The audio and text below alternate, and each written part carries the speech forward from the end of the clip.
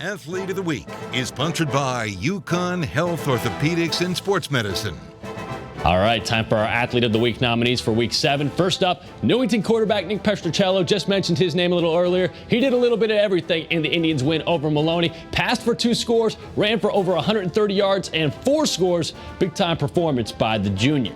Our next nominee, Killingly running back Jack Sharp. And to say he went off was an understatement. 23 carries, 386 yards, and 5 touchdowns in Killingly's 49-7 win over Brookfield.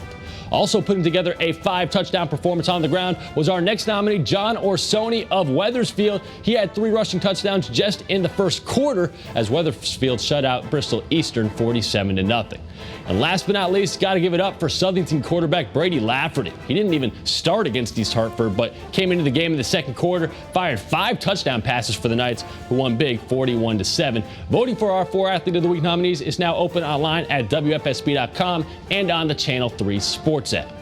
Our big 3-on-3 Game of the Week poll is also out tonight. This week, the nominees are Daniel Hand at West Haven, Cheshire at East Haven, or Xavier at Notre Dame West Haven. And again, voting for both polls open right now. You can cast your vote by using the Channel 3 Sports app, or you can go to WFSB.com. And Joe Zone will be live from the winning game starting Friday night at 5.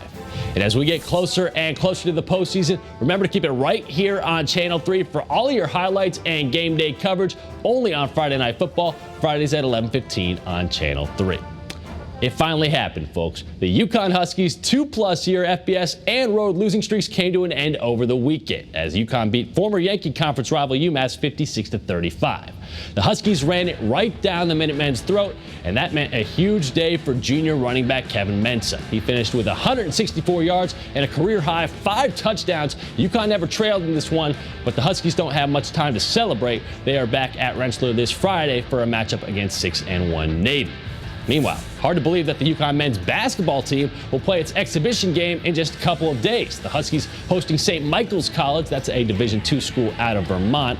Their first regular season game not until the following Friday, November 8th, in a Nutmeg State showdown against Sacred Heart. Dan Hurley's squad definitely has some higher expectations this year, and he's excited to see how this mixture of talented youngsters and accomplished veterans comes together. Listen, this is Al Tariq and Christian's team.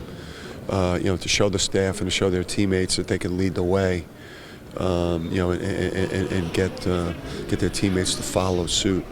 And then I think we need more out of the junior class.